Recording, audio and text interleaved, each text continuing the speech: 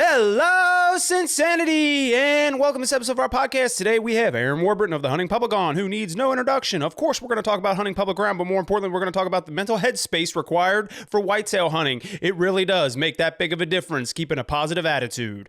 We got all that and more coming your way. So what do you say we get this thing started? I'm not going to give you a spiel of a commercial on this podcast because I hate it when other people do it, so let's keep it simple. For all your fall food plot needs, our friends over at Techamati have given us a 10% discount code for you all to use. It is Techamati10. That's Tecomate 10. Go look it up and get whatever fall food plot products you need. I promise you won't be disappointed. All right, so I got something to start us all off here. We'll get into kind of a little bit of an introduction here in a minute, but obviously for most people, you don't need to introduce yourself, but I got a couple trail camera pictures, and I want to see what y'all think. And no, it's not, how old is this deer? That's the dumbest question ever. So I hate that question. How old do you think this deer is? I have no idea. Number one, let's see. What do you think that big dark spot is on that thing? A wart? Yeah, that's a good question. Some kind of growth. Yeah. It's a wart. I've seen a lot of deer with them. There's nothing detrimental. Oh, here's another view of it. Looks like a good spot to aim at from your tree stand. Actually, it is. If he gets, yeah, yeah, you don't even need to pick a spot on that deer. Yeah, he's done got a bullseye on him. All right, so now here's another one for you. What is up with that dude?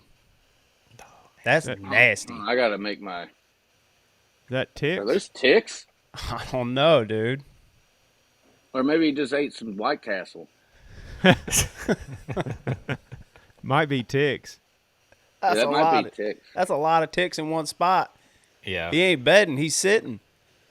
It might be ticks on yesterday's White Castle. There you go. Yeah, that's nasty. That's what I was wondering. I was like, dude, that's whatever that is, it's disgusting. I killed one, so we logged all those cedars, and I have noticed our tick population's gone up. I killed one a few years ago, came off the neighbor's property, and he was in the real thick stuff where they had logged the cedars. And I shot him in November on a cold front. Long story short, he froze in the creek over the night. When I recovered him the next morning, he was stiff as a board, but he was loaded with ticks. And as soon as his body started heating up and I go to field dress him, all those ticks started coming back to life. I mean, there were hundreds of them. It was nasty. I was like, dude, I got to field dress this thing as fast as I can and get him out of my hands because I ain't dealing with this mess. I mean, it's not uncommon for a tick to get, or for that deer to have that many ticks. Yeah, you they get them think, bad in the summertime. You gotta think, like, you got that, when you log them cedars, you created all that habitat for insects, really. Well, I mean, you can burn it, but I mean, we got ticks, they're just getting worse and worse. Permethrin, just fog it. Yeah, I'm gonna have to buy a $30,000 drone and just fog my whole farm. Because they make them every day. If you burn it regularly, you won't have them as bad. Actually, the state pays you to do that. They'll pay you to remove the cedars, burn it, and then plant wildflowers. And they'll pay you for each of those three parts of the process too. So, like, if you can find somebody you can hire to help do the hard work, you can make money doing that.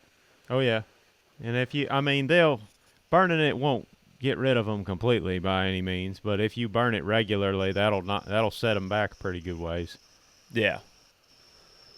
Well, and burning, I mean, you know how it is. Hunting public ground, like especially in Florida, states like I live in Florida, but I'm originally from northern Kentucky, and where we hunt's northern Kentucky. But in Florida, like public ground, you can see on the maps, like they'll show you the most recent burns based on years on like public ground maps, and obviously, you know how much growth that promotes. So it's good for turkey hunting and everything else. So oh yeah, it's interesting, that's for sure. We've never burned on our farm, but obviously I see it all here all the time in Florida. They're burning any kind of state ground they got, man. So what do you do for a living, Aaron? I mainly make videos anymore, hunting videos and whatnot, but hasn't always been that way. With me. Yeah, I mean, we do a bunch of other stuff too. We basically have a production business, and we just produce content for all sorts of folks. mainly in the hunting industry, but it hasn't always been that way. We used to do other stuff like weddings and whatever to make a buck at the time. But lately, the last handful of years here, I've mainly just been producing hunting content. Yeah, I didn't know if that was a full-time gig for you or not. That's cool. I mean, you're probably like me. You produce enough of it that you get to a point where you're like, man, I don't care to watch any kind of hunting content. I'm so tired of watching videos. Yeah, we make a lot of videos.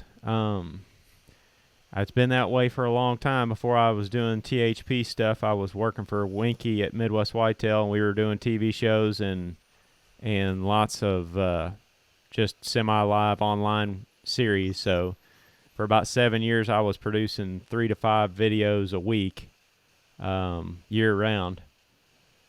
So some of those episodes are 15 to 25 minutes long. Some of them are longer, but Yeah. we spent a lot of late nights with the pizzazz and the coffee pot brewing, working on hunting videos in the Midwest Whitetail days. Oh yeah, and I'm last episode to submit the Outdoor Channel on Monday for the Lindsays, and I'm out of the tight deadline zone for the fall. There you go. Thank goodness. Good deal. That is a nice thing about YouTube. I mean, yeah, you have to maintain consistency, but like, it's not like, hey, it's got to be done every Monday on a Monday. Like, if you shade it to Tuesday, it's okay. You know what I mean? Yeah, you got a lot more freedom there. That's for sure. Yeah. Yeah. And then you got social media, and you got to make all the reels. It's a thing. It's a whole animal, as you well know. Yeah, I'm working on some of them here right now. Actually, I've got several TikToks and YouTube shorts that I'm editing and exporting here later this morning, all while trying to water my food plot out in the backyard here because we ain't had no rain. Nice sprinkler system. I saw that and I was like, man, we got that big 200-gallon tank we put in the bed of my pickup truck to get water delivered for the cabin. I was like, I wonder if I could find a way to get a little pump and put that tank out there in the middle of the field and just pump the water out of that tank through a sprinkler onto the food plots. Well, I only got 13 acres, so I just run 4 or 5 garden hoses down there to it and let it roll. That certainly makes it easier. Yeah, you don't need that, Clayton. It's been pouring up here. It's still raining. It rained a quarter inch 2 days ago in about an hour. It's been raining nonstop all summer. Y'all had the same weather? Yeah. Over here in Missouri? Yeah. No, it rained a ton in June and July, and then it just turned it off about where we live anyway, mid to late July, and it has not rained a whole lot since. It's been very dry right here, but I mean, we just had a pile of rain come through the state in the last 4 or 5 days, and I think darn near every county in Missouri got rain except for us. Yeah. Yep. So, all right, Zach, I'll let you kick it off with one of your questions first. You can hit us with the lead here. Jay and I, obviously, we aren't really as prepared as you are. We kind of go off the cuff. I don't know if I'm prepared either. Jeez. Jay's never prepared for anything. Well, yeah, I guess that's fair. I guess we'll start with an easy one, Aaron. What kind of drove the creation of THP and, the whole public land hunting, kind of movement? It's just more out of necessity, honestly. When I grew up hunting, a mixture of public and private in Missouri, but I grew up through the time of, I don't know what you would call it, but hunting land and recreational land was going up in value as I was growing up. So I got to see sort of the end of the deer camp culture, the check stations.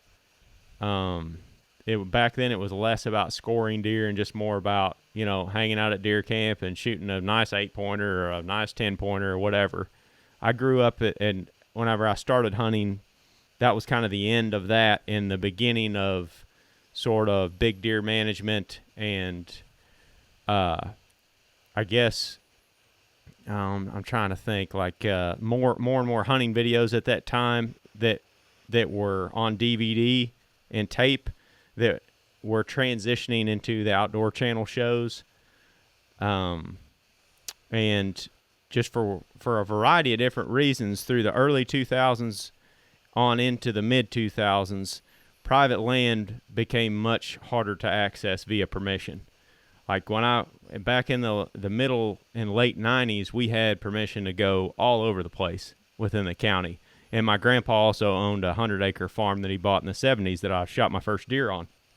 But we also grew up near a lot of public land, so we would kind of dabble in both. We would hunt private land a little bit on permission, and we would hunt public land a little bit. And as I was going through high school, a lot of those private parcels started to dry up. So I was finding myself going to public land more and more. And I just thought that was kind of unique to our area because we were like 2 hours from St. Louis. There was more and more folks coming up from the St. Louis area buying recreational land, out in the country where we lived. And I thought that it was just an issue where I lived. Did not, fast forward to now, it's obviously not. It's widespread across the country.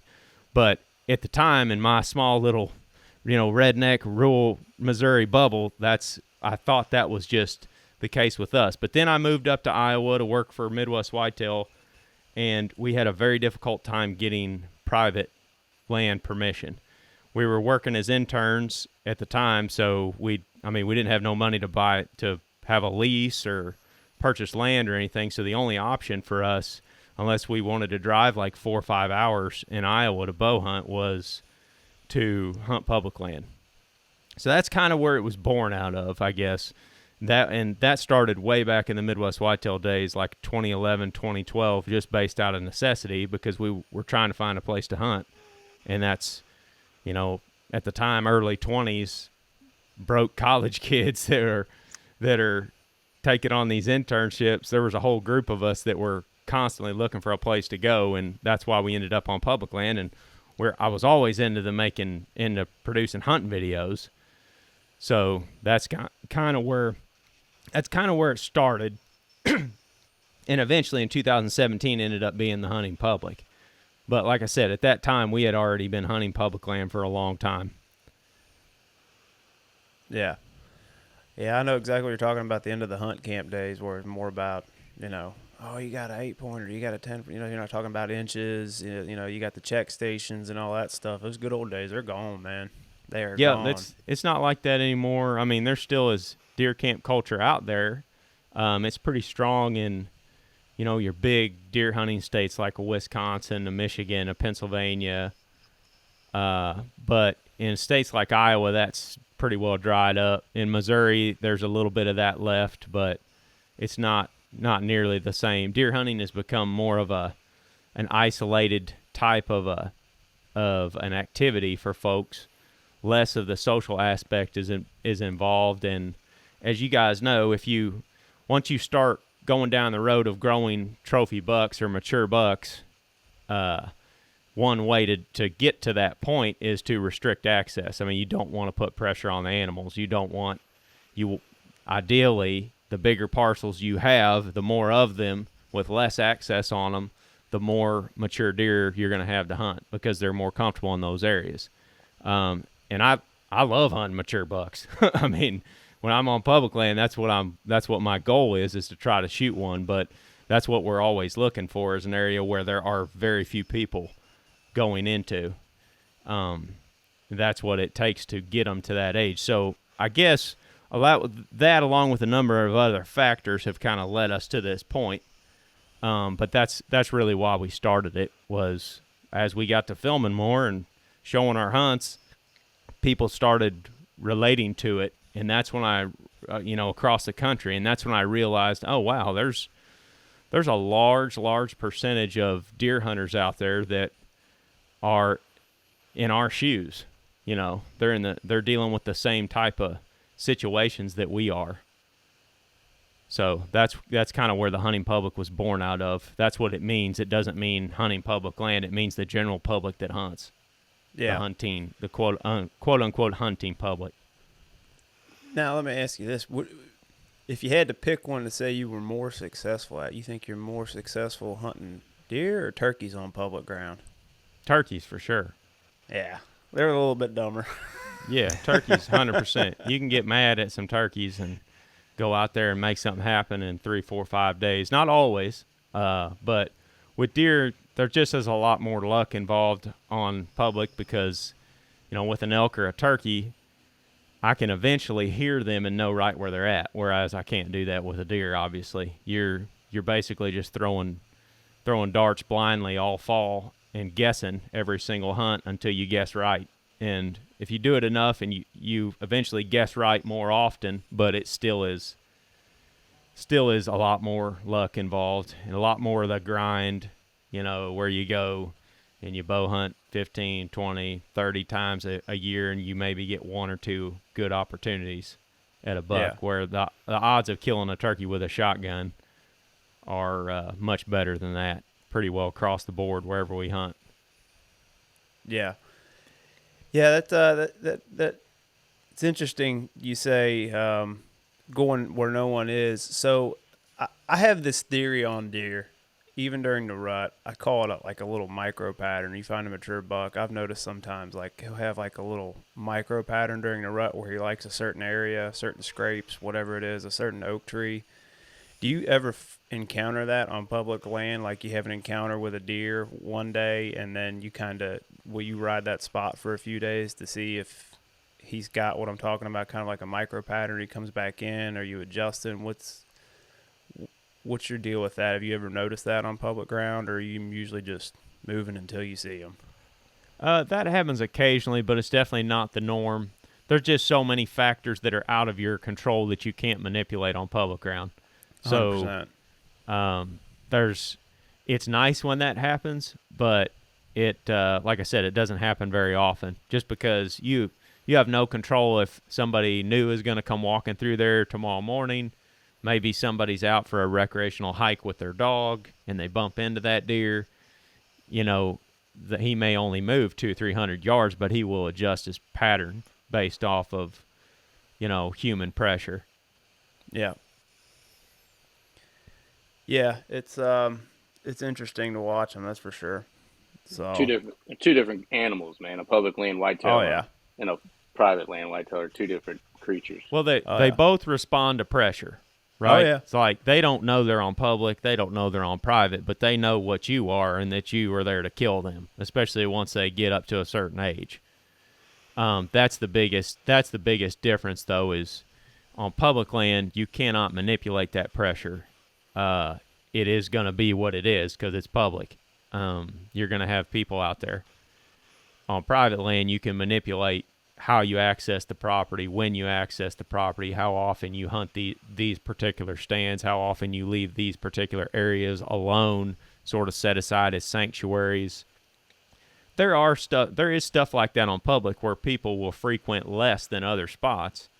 But at any point, it could all get shot to heck if a big group of hunters go in there and drive it out. That's going to be a lot of pressure on those deer. But even hunting pressure isn't created equal. If you're just slipping into an area and you're bow hunting, for example, and you bump into a deer with the wind in your favor, that's not gonna, in my experience, that doesn't alter their patterns and their home range or their movements near as much as if you go in there with guns blazing with 10, 15 guys and you are bumping the deer, shooting at the deer, and then bumping the deer again. That is a shock to their system, where they've been living for 11 months or so and not had that encounter with humans, and then all of a sudden they're running for their freaking lives. So that one takes a little longer for them to get over than the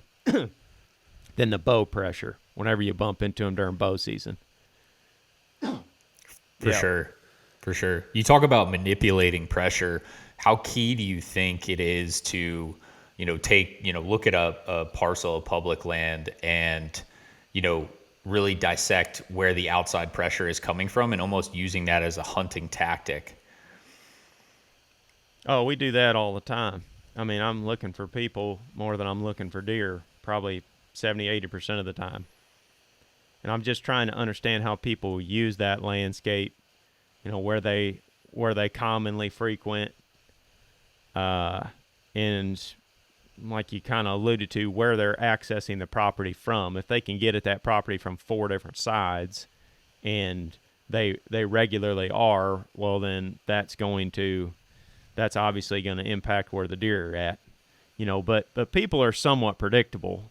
A lot of folks will park their truck, they'll walk down an access path, quarter to a half mile, and they'll jump in the woods and they'll start hunting. And some of these public areas have enough deer on them that they will see deer doing that. So, that's all well and good. I'm for that. But if you're trying to find the biggest, oldest buck on that property, he's probably not making those types of mistakes. Like, he's not walking down the middle of access paths in broad daylight that have people walking across them all the time. He may not be far from those, but he's definitely going to be adapting his patterns to avoid humans as much as possible, or to monitor them. Yeah. Well, it's interesting. I saw a video you guys did the other day talking about finding essentially paths or deer trails that a mature buck will walk. One example you showed, I think, like weeds, a section of weeds between two patches of corn. One was walking around root wad. Am I correct? Yeah. Yeah. So think about it like this. Like, when you're walking through the woods, my mindset's always been, all right, if I'm walking through the woods and I say I want to get to the top of this hill, I'm going to look for the path of least resistance. Well, mature deer is going to do the same thing, but if you rotate that and turn it back into public ground and you want to pattern the people, you can say, what's the easiest way or easiest spot to get in there? Well, that's probably where a lot of your public land hunters are going to go if they're not willing to put in that extra effort to go deeper than everybody else. Wouldn't you agree? Oh yeah, but as that's gotten talked about more and more, there's more, and as I guess hunting equipment has advanced through the years, people are way more mobile now than they were 15, 20 years ago. So now guys are getting in there a mile or two way more frequently. But a lot of them are doing that just to say, well, I'm going as deep into this piece of public land as I possibly can. And they're not thinking about anything else other than just going to the back. Well, what I find is when you do that, you wind up back here with 2 or 3 other dudes with saddles on their backs, or, some little mobile tree stand or whatever, and a bunch of trail cameras back there. The bucks, like I just mentioned, whether it's public or private, they know what pressure is, and that's it. So they're going to avoid that spot. But so I guess where I'm going with that is I just find them wherever people aren't. That could be 200 yards from a road. That could be 2.5 miles back there. That could be in a wide open oak flat that people are just walking right by, behind a bathroom or something on public. Oh, I'm sure you find spots that are right under everybody's noses. Yeah, there's all kinds of situations out there. That it's so situational, depending on the area, and like Zach mentioned, where you can access from in the various directions of that area. It's hard to give a blanket tip about it other than they're just going to avoid people. However, Dan Infalt told me this one time. He said 200 yards is a long way to a bedded deer, especially a mature buck. And that really got me to thinking about it. We're always trying to find spots where there's fewer people, but in reality, these deer have to live and grow up around people because it's public land. So they can't just, if they live there, they can't just move off the entire area. They have to find ways to survive. And that's something that I found to be true is you could have a parking lot and an access path going through there, and there are 10, 15 people on that access path a day. But there's a little thicket 100 yards from it that nobody ever walks into. And that buck may walk across that access path at 3 a.m. in the morning to go into that thicket, and then at night he goes out the back side of it to go into an oak flat to feed. So you're literally walking by him in his bed. He's 100 yards from your truck, and he's just watching people come and go. He's hearing them come and go, and the gravel popping and people talking and shutting truck doors, and then he's hearing them walk down this access path that he might be able to barely see from that little thicket. And he's got every person patterned and how they're using that area, including all the hunters. Yeah, we talk about it all the time. I don't care whether it's private or public. If they get used to something that occurs in their life on a daily basis, they structure their movements around that, and it's normal to them. Yep, that's right. I mean, Jay, you killed a buck. how long? I remember you telling me you killed a buck in a bean field. And when you killed him, you could hear the farmer's kids playing basketball. Yeah, I mean, it's just like They get used to it. it's just whatever the deer like. It's like you said, situational. Like those kids play basketball a lot. The deer are used to hearing them play basketball. They'll look up there once, and then once they keep hearing the basketball, they don't care. I mean, I've done it a lot on public or on private land. Like he was saying that those deer, like I've killed them behind the dude's house. Like I could see his back porch. Like they get used to that. Like and it's an overlooked spot. Like 200 yards off a pass, an overlooked spot because people just think like he said, I'm just going to walk a mile and a half in just so I can tell everybody I went a mile and a half and I didn't see anything. You don't have to go far a lot of times, and a lot of times you're looking in the wrong spot, man. Like I killed that one behind his barn. I waited till daylight. I got to my stand at 8 o'clock in the morning and shot the deer at 8:15, just because like I didn't want to walk through the fields in the dark. I just drove my truck like a farmer was checking his fields, waited for it to get light, got out. My stand was 10 feet inside the woods. Snuck in there, got up, and then he was already on his way through there. But it's just little things like that. It's just they don't. Every deer is different, but a lot of times I found, because I've hunted the same farm for a long time, is they remind me of turkeys. Like if you go to kill a turkey off a roost, right, and you shot one, say it's opening week, and you kill one right off the roost, in a couple of days, another turkey will move into that area. Typically, I found, because it's just a good roost spot. Well, a big buck usually gets the most advantageous spot. He kind of runs it. Well, you can kill a big deer in the same tree stand a lot because it's not because Billy Bob kills a big deer every year and it goes to the same tree. It's because that tree stand's in the right spot. Now, whether you can figure out why it's the right spot or not, but there's some reason that the deer come through there. And I've killed a lot of deer out of the same tree stand or in the same 100-yard stretch, and it's just like it's just a good spot. Like, and that's just where they moved through, man. It's like I don't know. It's like fishing. Like there's community fishing holes. There's always fish there, no matter what. Like there's always big deer in these areas typically. And now every now and then they'll get real wise, and we hunt along the Ohio River, and they'll bed on the riverbank in the summer. Like they'll just you can't lay get right to on. them. Yeah, you can't unless you come. Like coming by boat's a great idea. I'll bet that. And you guys do it all the time on Yeah. hunting public, and it's a great idea. It's just something they're probably not used to. They But do they it. just they Go just they lay down there on that riverbank in the summer because they got water. It's cooler typically down there low. We got enough greenery right now, and there's bean fields all along the river. They got everything they need. And with the south wind, which is typical right now, they can look out over the river. Nothing's coming from that way to get them, and they can smell everything out in the field. So I mean, they're in a great spot. They're not. It's not because they're smart, man. The big ones are smart. Yeah. Yeah, they use boats. I mean, Florida, public land turkey hunting and even in deer hunting, I mean, people use boats all the time. I mean, that eliminates half your hunters right there because they don't have a boat or they're not willing to drag it in.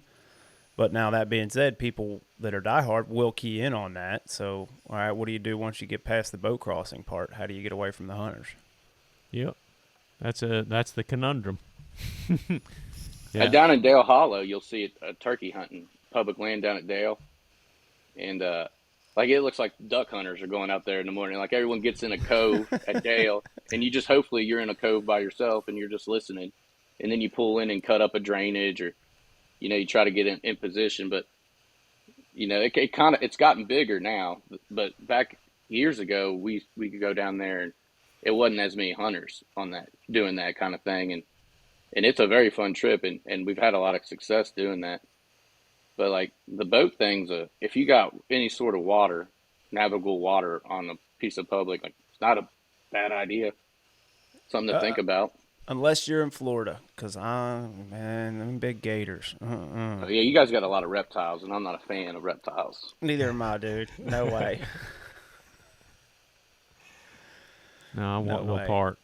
I remember one time I was in college. I was hunting a piece of public ground by me, turkey hunting. And I was going with my buddy, and we're wading through this water's like knee deep. And I'm like, what am I No. doing? It's pitch black. I'm in a swamp. I'm an idiot. I hate reptiles.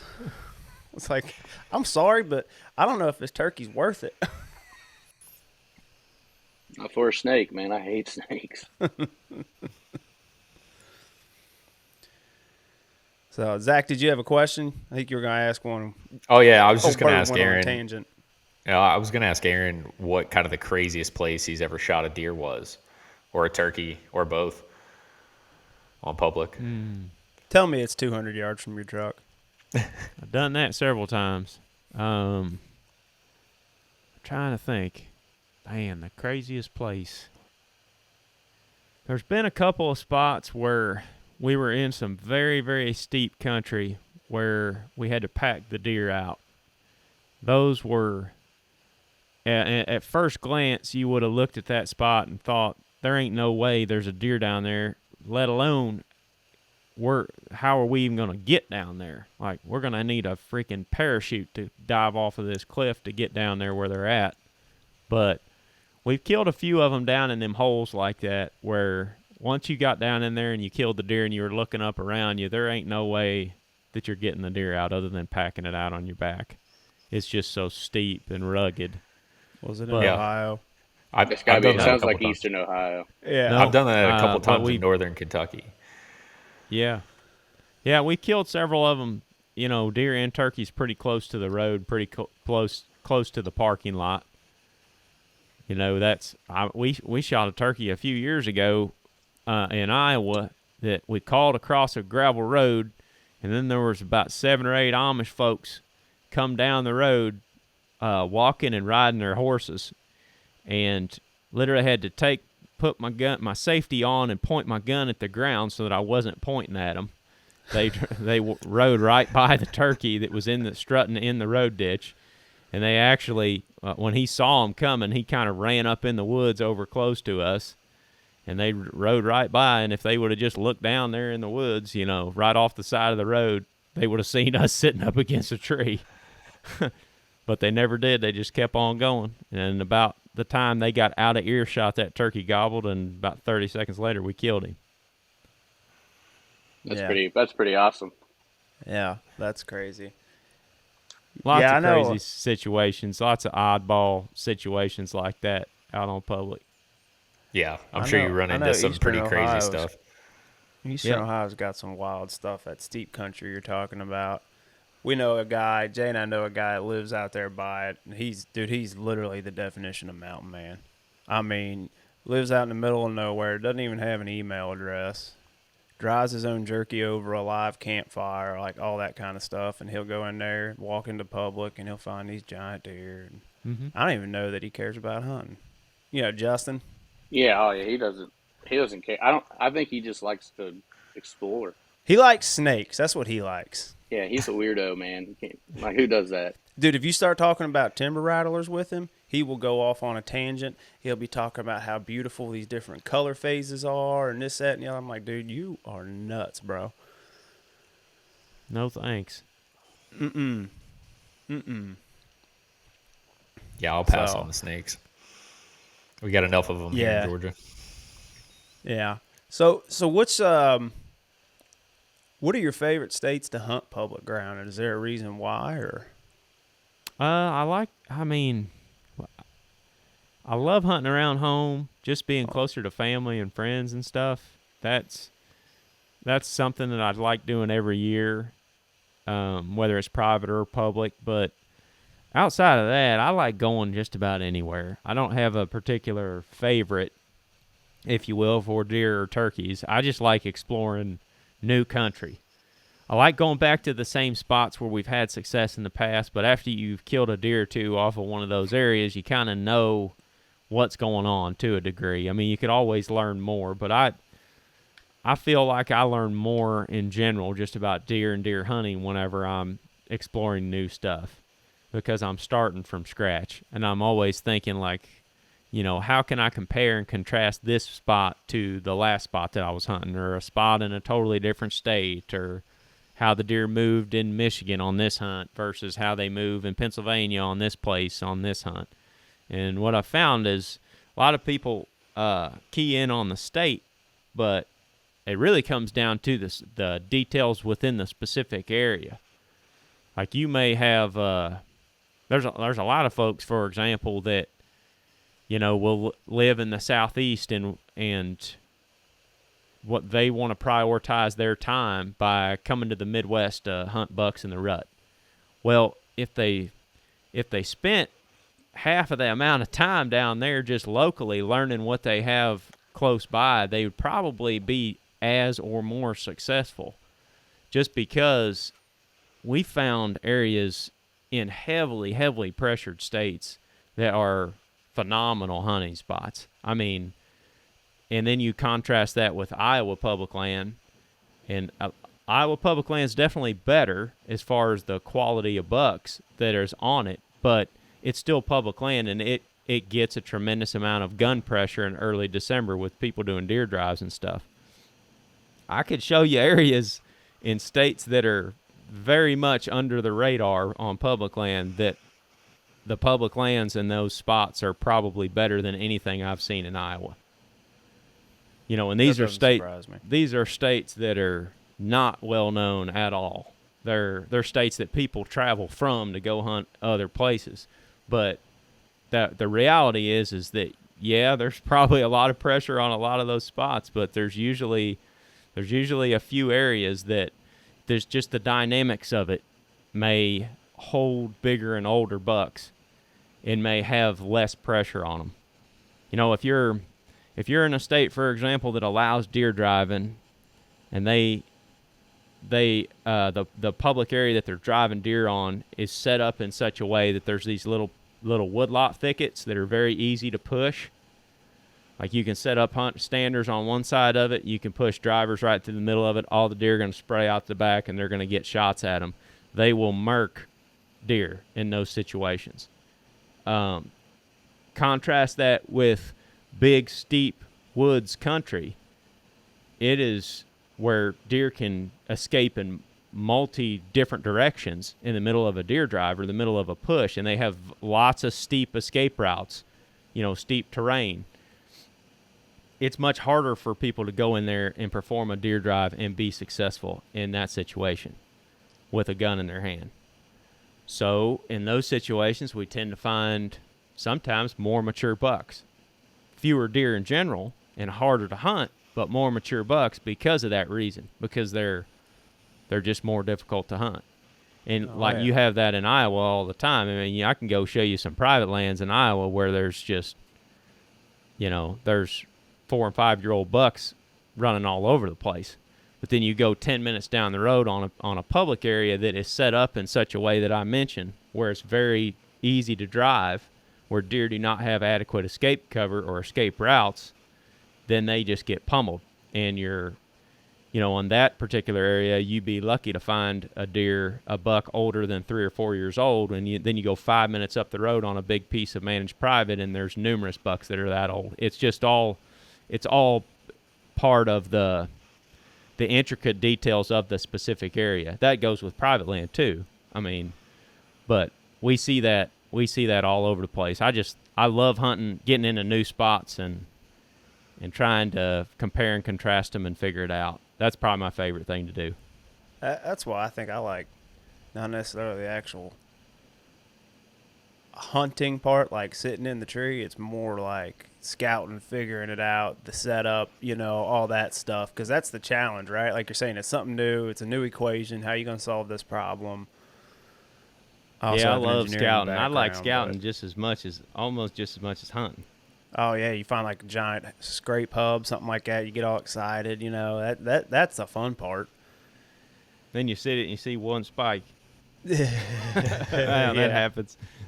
But yeah, but that. So it's funny you mentioned that steep ground. That's kind of the stuff I grew up hunting in eastern Kentucky back in the deer camp days. And like, man, those deer can hide in there. And I'm talking, it's steep enough. Like when you shoot one towards the top of the hill, all you got to do is give them a little nudge, and it's steep enough that joker's going all the way to the bottom, several hundred yards down that hill without stopping for anything.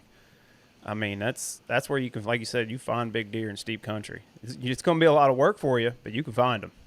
Oh, yeah. If you get down in the southeast, like Mississippi, Alabama, Georgia, South Carolina even, and you run onto some public areas that are flat but super, super thick, where the deer have, a million escape routes, there may be some openings here or there, but if there's bucks that are old living on that property and they have multiple escape routes, they're not walking out into those openings and getting shot by guys with a rifle. Like those big food plots that the state may plan or whatever, that there's 6 guys set up and climbers around, opening day of gun season. They may see 10, 15 deer in there, but the odds of them seeing a 5-year-old buck come out on that in daylight are next to nothing. They just don't have to come out there. It would be totally different if their bedding cover was limited and it was right next to that where they had to go out in that. But they have so many different options for hiding and living in thick security cover that they never have to show themselves out on those open areas where folks are set up with a rifle. And that's where they're killing the majority of the deer in these states, is with a gun in their hand, obviously. Yeah. So the rub comes in, though, when you get in there to hunt them thickets and you can't even get an arrow through the crap because it's so thick. Like, you could shoot one from me to the wall over here, but you couldn't shoot one at 15 yards. All you'd see is the tips of his antlers that's so thick in there. So you got to get creative in those spots. But I really like areas like that where bucks can get old just based on the terrain. Yeah. I mean, even growing up Kentucky in gun season, you can hunt with a high-powered rifle. Man, most of the spots I hunted growing up, you couldn't shoot further than you could with a bow anyways. It's like, I mean, you want to kill a big one, find where it's thick. You might only see one deer, but guess what? All you need to see is one. You just got to see the right one. Yep. Yeah, and when you got state, I'm in Missouri where you hunt with a high-powered rifle as well, and what you find is people get a 243 or a 270 with a 3x9x40 scope on there, and they want to hunt in a spot where they can see, where they can shoot a deer at 300 yards. So they don't end up in this nasty cedar thicket over here on this leeward side of this hill where you can only see 30 yards in the middle of gun season. Nobody's in there. Everybody's out on them wide open ridges or on the long food plot lanes or looking over a big grass field or something like that with their rifles in their box stands. And they'll kill them doing that, but the big old bucks that ain't, carelessly wandering around out there with the doe, they're in that thick stuff a lot of times. Oh, yeah. Just because you can see more area doesn't mean you're going to see more deer. Yep. That's a huge misconception I think a lot of people have, especially when it comes to gun season. They want to be able to see 200-300 yards. Like, that's fine, but don't complain if you don't kill a big one because it's not that easy. Yeah, unless they're in a spot where there's limited cover. If you're in farm country with just fence rows and whatnot where they've got a bed in those fence rows and you can manage the pressure on there, you can leave them alone and let them get comfortable living in those situations. Then you can climb up, where you can shoot that whole fence row for a half mile and they'll walk right out of there willy-nilly because that's what they've been doing for 2 months and ain't been getting shot at, So all is a function of the pressure and the situation that they're living in, I guess. Yeah. Have you hunted public ground in Oklahoma much? A little bit. Ted and Jake killed a couple bucks down there several years ago on public. That's Oklahoma's the state I want to hunt. That Oklahoma I think it gets overshadowed a lot by Kansas. Yeah, everybody and their dog's trying to get to Kansas. I think Oklahoma gets a fair amount of pressure too, but that's what we see pretty well everywhere we go. The only places where we don't see a lot of pressure are the states that, everybody writes off as being terrible. It's like, this state's awful. There's no big deer here. The public sucks. They're worried about the people in those states are worried about hunting other game species. They're not worried about hunting deer. I know what state you're talking about. Yeah, there's a bunch of different ones. It's like a lot like Kansas. Yeah. Yep. Kansas is great. We've hunted there numerous times, but Oklahoma is, I'm sure, is good hunting as well. I just don't have a ton of experience hunting deer down there. I'm used to hunting big timber, so anytime I go somewhere that's open, it's a totally different ball game for me. Like, I remember the first time I went and hunted Illinois and, like, mostly crop ground. I'm like, this is like shooting fish in a barrel. They're all in this one little tiny wood lot. I mean, this ain't hard. Now, that was private, but still, like, open ground versus big timber, it's two totally different animals, man. Well, I'll take easier any day if I can find it and it's working. Yeah. I'll take that 100 times out of 100, but that's not always how it works, obviously. You ain't just going to gotta- find easy much hunting public. Not very often, but every once in a while you'd be surprised. Like I said, if sometimes we've walked our butts off for 3 or 4 days and covering miles and miles and miles, and then towards the end of the hunt we end up 200 yards from the truck. We just wake up with 15 minutes before sunrise and walk in there and climb up and are right in the middle of things. Yep. So, in fishing, there's a topic, you know, you've got the electronics and the imaging have really changed the game, and people are blistering fish at a rate that they never have before. Do you think that change in electronics, like apps like Onyx and stuff, do you think that's adding more hunting pressure because guys can scout more remotely, et cetera, or, I mean... Yeah, I would say. But it's kind of a catch-22 with it because it's an access app. So it's not a locator like official electronics where you're looking, right, there's it's a fish not, down there. It shows you where you could potentially go hunting or get permission to go hunting. Like it provides you with information like that was harder to access before. Like before, when you had to go get private land permission, you had to go to the county and get a plat map and then go down through there and figure out who owned the property and the tax address and all that. Now you can just pull it up on the app and you can figure that out relatively quickly. But so yeah, it's definitely there's no little back corner of public land that is a secret anymore, just based off of that, because people have it at their fingertips. Like, and they're not dealing with a paper map that they had to order from some state agency that took 2 weeks to ship to them and cost $10. You know, they have everything right there and can see it real time exactly where they're at on the landscape. So it adds pressure, but it's not a detriment to public well, it ground also, hunting. you know, it also increases people's ability to gain access. Like I said, it lowers that barrier to finding access to hunt. It's getting harder and harder to find private access. So, you know, like in my situation where we live on this 13 acres, when I'm looking for places to take the boys hunting, I got to look within 30, 40 miles of here because they got school and ball and everything. So I got to be fairly close. I mean, I've got a couple public areas that I can hunt, or I've got all these different private parcels, but we've asked 30, I think, and gotten one yes out of the 30 landowners that we've asked. So but with that app, I can find public land right up the road that we can go on to. It's just not going to be the same experience as it would be if it was on some pieces of private land because we're close to the city. But yeah, I'd say there's pros and cons to it, definitely. But definitely gives people more options as far as access and where to go.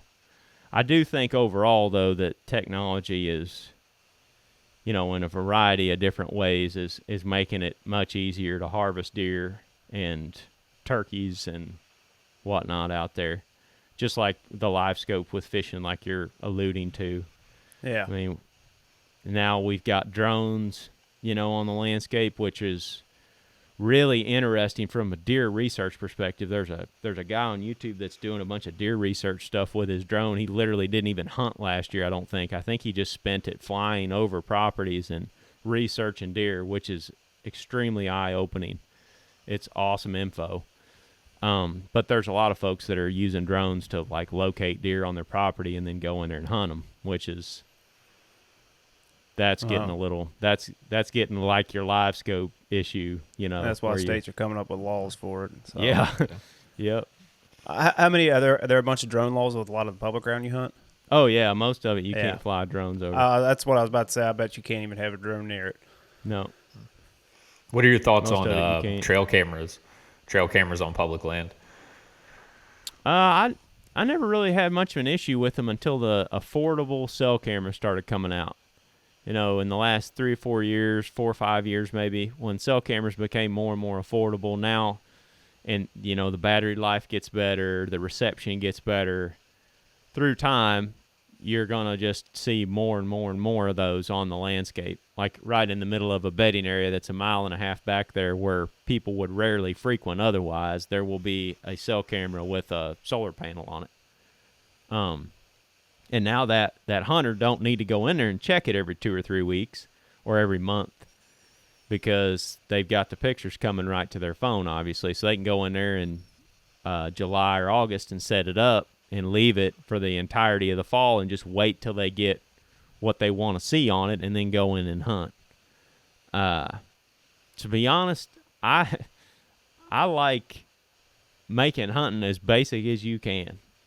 And I think that for everybody involved, including the next generation, is the way to go. I'm not talking about making it difficult for kids to harvest animals. I'm just saying, like, man, if we take some of these tools away and we just go back to just plain Jane woodsmanship, hunting, with as capable as these weapons are today, folks ain't gonna have no problem killing deer. But there's a lot of states that are kind of on the fence right now about the cell camera thing. You know, there more and more of them are banning them on public and leaving it be on private. Which, if it's on private, whatever, you know, it's your land. You do whatever the heck you want as far as it's legal. As long as it's legal, more power to you. You bought the place. I mean, that's what you're using it for. But on public land, it's a little bit different issue. And there's more and more states, like here in Missouri, you can't use trail cameras on public. I don't think you can use trail cameras, period. Even the ones that aren't cell cameras, you can't use any of them. Yeah, Kansas just went to that as well. I think it's a smart move by them. Did Kentucky change to that, or were they considering it? I'm not sure. I know the biggest rule change Kentucky made recently was last year was the first year of it. You can't put bait out until August 1st.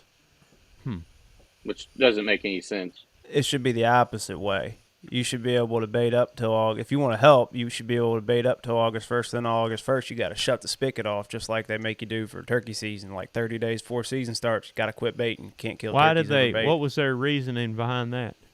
I'm CWD. guessing probably, it has to do something with CWD. Yeah, But we're dealing with a lot of that. But it doesn't affect it. Like, how does that change any of it? Like, you just can't bait that. Like, the deer are still going to come August 1st to your corn pile that we're going to come to it June 1st. You know what I mean? They're still in there mixing around. It's a goofy law. I just think we shouldn't bait.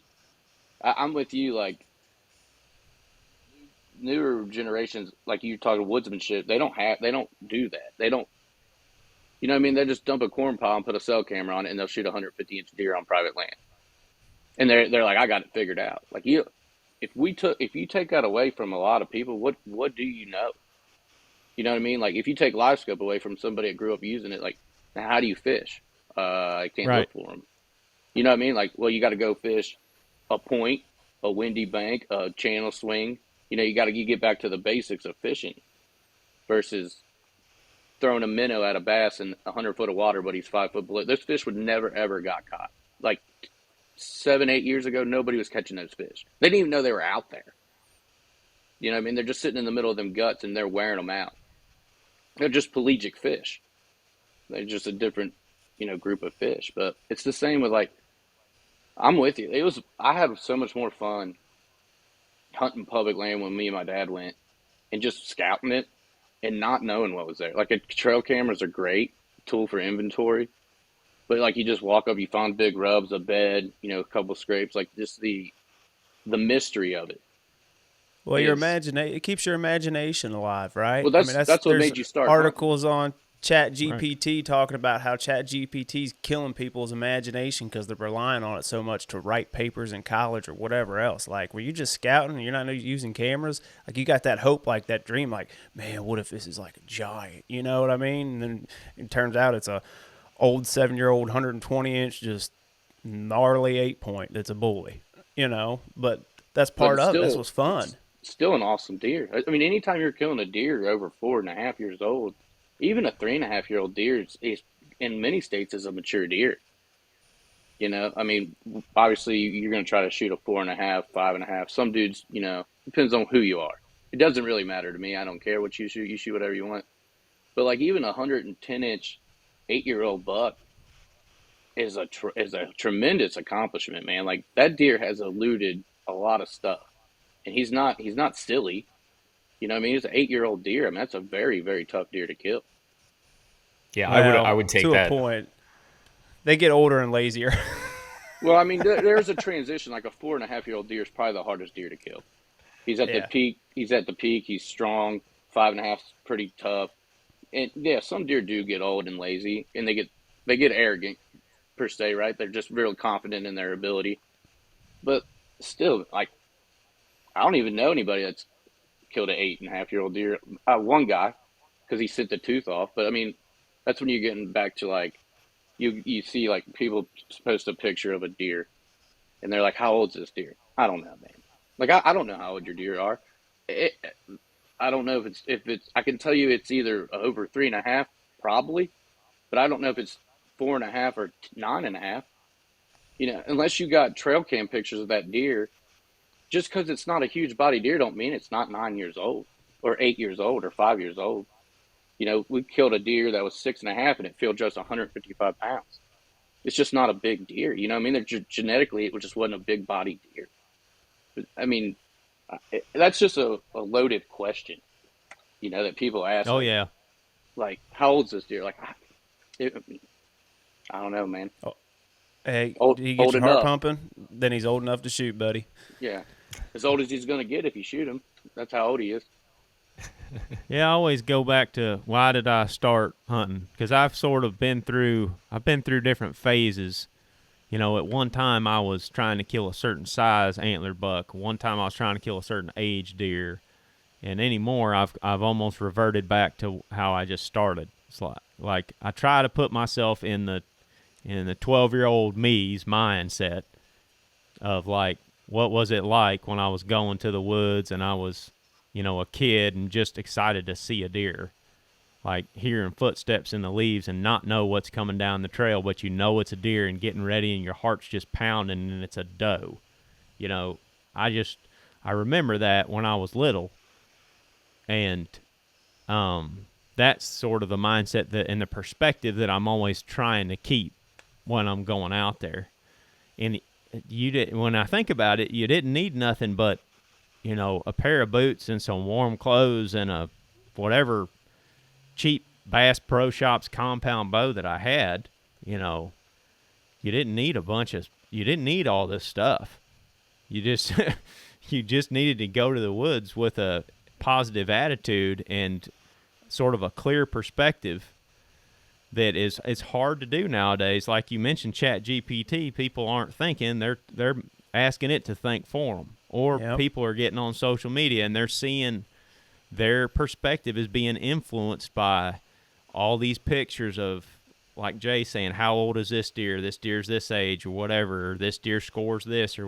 And there's nothing wrong with folks that are 10, 15, 20 years deep in hunting and that's what their goals are. But the problem with the way that social media works is you're not talking to other like-minded people alone. You're talking to, they're global platforms. You're talking to people all over the world in a lot of cases, in all different age groups. So, whenever the kids that I see now that are getting into it, that are staying in it, are the ones that don't have access to a lot of those perspectives. They're the ones that are just out there and they're like, holy cow, is that a track? It's like, you bet it is, buddy. You think it's a buck or a doe? I don't know. It's a big track. I wonder if whatever it is going to come out. Well, I don't know. Let's see. They're not thinking about 110 or 140 or 160 or 3 or 6 or whatever. They're just hearing footsteps coming down the trail and their heart is pounding out of their chest because there's a deer coming. And that's as simple as it is for 90% of people that start deer hunting. Like, man, if you could just keep that perspective and that excitement and that love for it your whole life, I don't know how you go wrong. But we get so and we go so far down the rabbit holes on this technology and what we're using or what this person's doing versus what this person's doing, and I don't know. I don't know that we're going to stop it. I mean, it's anymore. With ChatGPT is going to be able to deer hunt for us in 3 or 4 years, it seems like. Dude, we had a guy make a comment on one of our social media posts. I think it was yesterday. We posted something, and his comment on it was a screenshot. He asked ChatGPT about whatever we posted the topic was. Was it right? That's what I don't know. Was it correct? I don't even remember, to be honest with you. I just remember seeing ChatGPT at the top of the screenshot. I was like, oh, boy. But back to what? I mean, my new interns, they can get on ChatGPT and prompt it to make a Bigfoot hunting a white-tailed deer, and it will be extremely realistic after 2 or 3 tries. I mean, the deer will look absolutely real. Like you were saying, back to what you're saying, but you remember like being a kid on opening night at deer camp and not being able to sleep. For the next morning, like you couldn't fall asleep because you're just so excited to go. And we didn't know anything. There wasn't even, I think my dad had one of them ones that had like 8C batteries or something. It weighed like 46 pounds. Flashed like enough to blind you, scare you to death if you walk by it. Had to take it to Walgreens, get it developed. And you always had those little cameras, them little, where you click, and if you lost it, you lost your picture of your deer. Big bummer. But that's just the best way to learn how to hunt. It's all this other stuff you can learn later if you want to do it or not. But I think that's the best way to learn. You just got to be able to read. I think that's why I like going to new places so much. And like y'all were talking about a while ago, just scouting is really fun. Just going into a spot that you ain't been in before, that you haven't been in a while, and seeing the leaves turned up, seeing fresh pea in a scrape, and just thinking like, oh, man, there was a buck here. Yeah, seeing a rub where you never saw one. Like, I hunt the same farm a lot, and sometimes I just get tired of looking at the same thing, man. Like, I would rather see anything different than we got a lot of Japanese honeysuckle up here. It's invasive, and like I would just love to see an oak tree, like a bunch of them, like together, where I could see the ground actually instead of hooves and tails every now and then, and just different topography, just seeing other things and the way deer act differently in different, like you say, places. And yeah, it's good to get out. You learn the most doing what you got, like what you guys do. Like you just learn so much about deer in so many different topographies. Well, we certainly fail a lot. Well, that's how you're successful. We learn a lot from that. You got to fail to be successful. Yeah, if you ain't, that's right. Fail up, buddy. Fail up. That's how you learn. I fail a lot. I know that. I'm gonna fail this year. I'm gonna fail maybe 100 times this year, but you only need to be right once, right? Mm-hmm. Son, I think even when you're right, you fail somehow or some way. Oh yeah. There's even in the success, there's something to be learned from, or a lesson that's taught. Yeah, Yeah, it's hard to go wrong if you go into every hunt and you're just trying to learn something. That's the goal. Yeah, sometimes I think we got to take a step back and just realize why we're actually in the woods, right? Sometimes I just want to watch the sun come up. I don't even care if I see a deer. Yeah, best sit I had this year didn't involve me even seeing a deer. It was a spot that was a whole new farm that was new to me. Spot that was new to me. It was late October. All the leaves are changing colors. Oak hillside, just sitting there and watching. I'm like, man, it's a great day today. And it's a spot. There's no cameras there. It looks like the quintessential big buck spot. So you're sitting there like, all right, any minute we could show up. I don't know. It's just like those days like that, like a cool, crisp late October morning. It's just like you wake up, high pressure, that it's just a good day to be alive, man. That's the way I look at it. Like, it's just, I want, what would really stink if I wasn't in the woods right now. That would be bad. But now, at least I'm able to be out. Yeah, if you were in Florida like me, just looking at the weather app, I'm like, man, I wish I was in Kentucky right now. This sucks. There's no way I'd ever live in Florida. Maybe in February or something. Hey, winter happens on a Wednesday, buddy. But I don't know. It's like I like to call it like when you're a kid, like deer hunting's like Disneyland. You know what I mean? It's magical, right?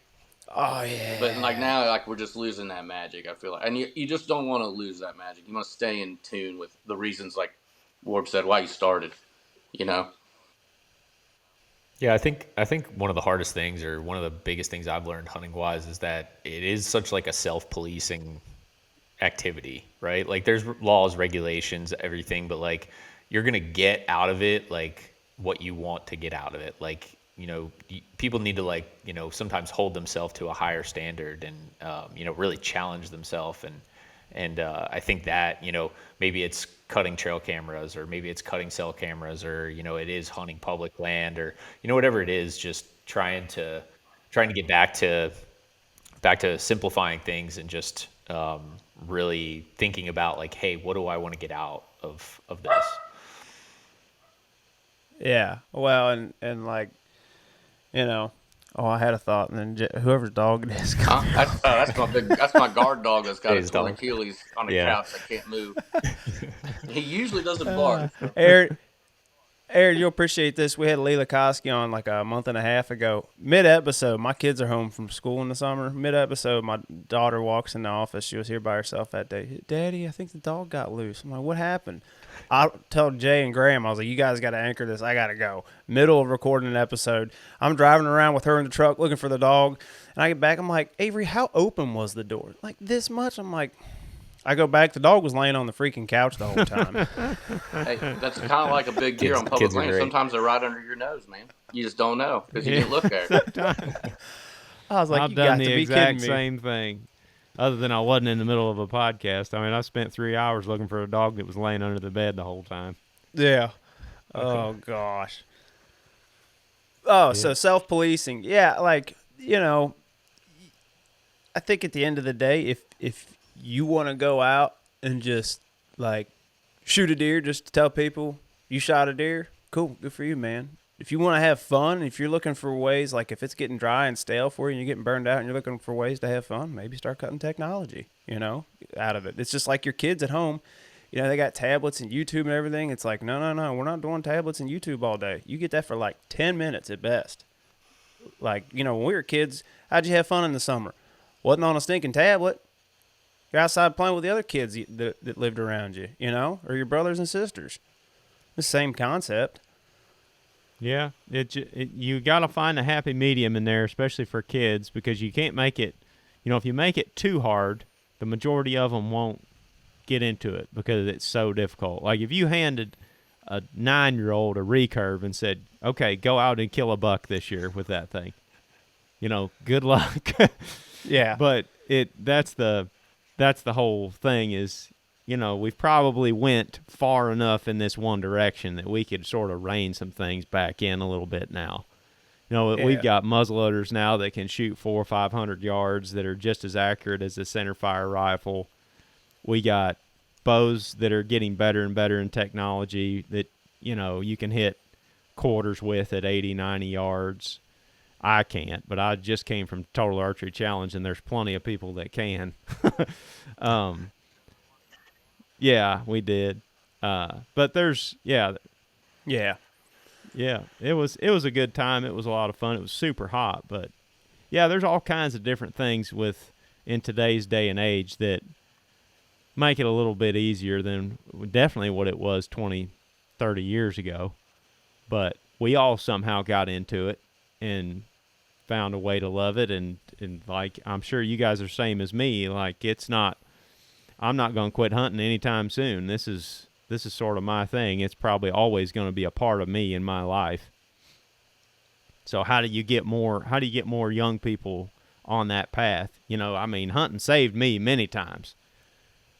From going, there was a fork in the road and I could have went one way and instead I went the hunting way, and that was much better than the alternative. And I think there's lots of young people out there now, especially like with you're preaching to the choir over here about tablets and phones and Oh my. Yeah. They've got so much competing for their attention nowadays that we did not have, and very little of that stuff that's competing for their attention is going to lead them in a positive direction. Yep. Well, that's like my girls. I've got 3 daughters. They're 9, 6, and 4. And last fall we had them at the farm.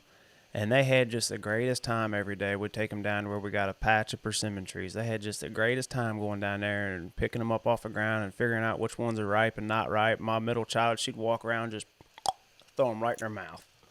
Just eating persimmons all day long, and they love that. And, like, they go to the farm now, and we're at the cabin, and they go outside, and they open the front door, and Daddy, can I do this? Can I do that? I'm like, girls, this isn't the house. Like, you do whatever you want here. Just don't hurt yourself. They're like, you throw rocks at trees. I don't care. Rope you don't swings. have to ask permission. Just don't be stupid. Yeah.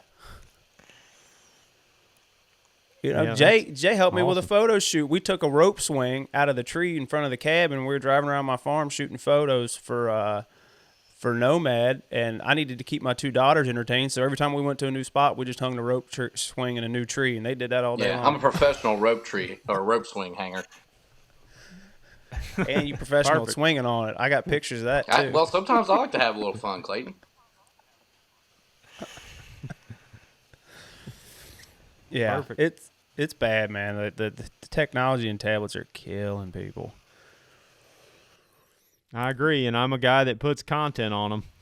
Yeah, I watch 'em. In the same boat. So I just would, but that's why we do it. You know, is I would rather be competing on YouTube with a Fortnite video for a kid's time than I would be not there. You know, I don't like the technology and the addictive algorithms and things like that, but at the end of the day, they're going to have to learn how to use them and understand how they operate and what it could potentially do to your brain. It's like if you want to use these algorithms and these devices to enhance your learning on a certain topic, you can certainly do that nowadays way more than you could 10, 15 years ago. So you could use them in a constructive fashion. It's just, are you going to get pulled in by the clickbaity, whatever, you know, attention grabbing thing over here, or are you going to use it to try to learn more about an activity that you enjoy doing? So that's why we make content and put it out there. That's one of the main reasons. Does that mean you're doing a form of community service? No, I don't know about that. I don't know about that, but I definitely, when I see the boys watching a fishing show or watching a hunting show or watching a tutorial on how to, you know, get better at baseball practice or whatever it is. The other day, Miles was watching something on aerospace engineering that was real interesting. It's like whenever they're watching stuff like that, I'm a little more patient with the devices and whatnot. But if they get to watching nonsense that, you know, is 90% of the stuff that's out there, then it's just a dopamine fix, you know, that's repeating. They're not gaining anything out of that. Yep. Yep. So. I think, if I'm not mistaken, Zach, didn't you have a question on, speaking in regards to that kind of stuff, didn't you have a question on etiquette? Yeah, I mean, I think the public land etiquette, we'll call it, gets a lot of talk in the industry. I mean, what kind of rules do you guys kind of self-impose on yourself when you're hunting public land to make sure that, one, you're keeping yourself safe, two, you're enjoying yourself, and three, you're respecting other hunters and other people that may not be hunting but maybe using the public land? That's a good question. We always practice first come, first serve, and anymore, I just don't get into any sort of conflict with people. Like, if I'm there before them and they arrive 30 minutes later and they're coming in there like a bull in a china shop wanting to hunt that spot, I just let them have it. I don't get down and try to state my case or argue with them or anything like that. I'm just like, here you go. It's a good spot. Maybe you'll see something. I'm just going to go find somewhere else. Because at the end of the day, there's other options that I have on those areas, and I'm just trying to have a good experience out there. But for the most part, I think first come, first serve is like the age-old thing that more people should be aware of and should practice as much as possible. And also, a lot of folks, they become cagey and sort of isolate themselves from your other fellow public land hunters. Many of these hunters are hunting a big deer, and they're trying to keep it a secret out there. They don't want people to know where they're at. That's all fine, but more times than not, I'd rather just talk to the people at the parking lot. I'd rather be like, "Hi, I'm Aaron." Meet them and say, "Where y'all going?" I'm thinking about heading over here. Where y'all going? And if they say, "Well, I'm thinking about heading over there too," I'm like, "Okay. Well, if you tell me where you're gonna be at or thereabouts, you don't have to show me your exact tree. I'm not trying to find your spot. I'm trying to understand where you're gonna hunt so that I don't end up stepping on your toes, so that I can go somewhere else." And man, if there's 4 people at the parking lot on a weekday afternoon and they're all pulling in at 2 or 3 o'clock to go out for an evening hunt, and you all visit together and everybody comes up with a game plan on where they're going, your odds of running into people out there are going to go down, because if you know where they're going to be already. And maybe they're dead set on going into the best spot on the property, quote unquote, that you had your heart set on. Well, they probably had their heart set on that too. So how are you going to resolve that situation? One of you's got to give something up. And I just don't, man, I don't have any desire to argue or fight with people about where, fighting over a spot. Especially when it's deer hunting. You don't know everything. Ain't nobody got a crystal ball on where the big buck's going to walk out that night. And you might have an idea, but many times we've adjusted to plan B or plan C or plan D and wound up having an awesome hunt. And in a lot of cases, a lot better hunt than we would have if we would have went to plan A. I think that's hunting and fishing in general. You ever have one of those days you wake up and just everything's going wrong? You're like, this sucks. Today's going to be terrible. And then it starts in disaster. It ends up being like one of the best days you ever had. So anytime I wake up and there's severe adversity starting out, I'm like, ooh, this could turn around here soon. Yeah, I'm telling you, man, that attitude is everything. I can't tell you, several times I got down because somebody beat me to a spot, and I just went over here to plan B, and I sat down on a log, and I was like, well, this is my backup spot. It ain't going to be no good. And I was sitting there, having my own little pity party, and I was not ready. And then, boom, there he is. It's like, oh, whoa, big buck, big buck, big buck. My bow's on the ground. My arrows are all in the quiver. My backpack's laying over here. My stand's over here. I'm sitting on a log. Just you and your bad attitude. Yes, and I failed miserably at trying to harvest that deer. So if I'd have just pivoted and been like, okay, you take this spot. All right, I'm going 100% all in on plan B, and I'm focused on that. We're going to have a good hunt over here. If I would have went into it with just that switch in attitude, the odds of me being successful would have went up tenfold in that situation. So would you say that's one of your bigger pieces of advice for people, is to have plan A, B, and C and don't have a bad attitude about it if you got to switch to B and C? Attitude is everything on public. I mean, it's especially important with deer and turkey hunting, but I see it is the complete game changer when you start hunting elk out west. Attitude is, in your mental state, is everything on those when you're bow hunting for an elk. Because it's a very physical endeavor. Like you're wearing yourself down day after day. You're getting more and more tired day after day. So you're getting moodier. You're with a group of guys. You're running into other people out there. Like if you have a group out there and a couple of those people in your group start developing a bad attitude a few days into that hunt, that is a death nail for you. Because then it's like, well, we're not running anything here. We need to go 30 miles this direction and hike 4 miles up into this canyon. And they're like, man, that's a long way. That road's nasty. There's, who knows if we're even going to find elk up there. There's probably going to be just as many people up there. It's like, no, get in the truck and go hunt. Like, you don't know what's over there. Go have a good experience. Go look and see. Maybe it'll suck. Maybe it'll be awesome. We don't know. So that, and especially in a long deer season, man, if you like you're saying, you had a terrible day hunting. You run into people, the weather's crap, the deer ain't moving, you took vacation time, you ain't seeing nothing. Go home, reset for a day, and then go back into it with a fresh perspective the next time. And you'd be astonished at how many successful hunts end up on the back half of that. Gotta face adversity, man. You can either run from it and hate it for what it isn't, or you can embrace it for what it is. Yeah, I mean, just get over it and keep on moving.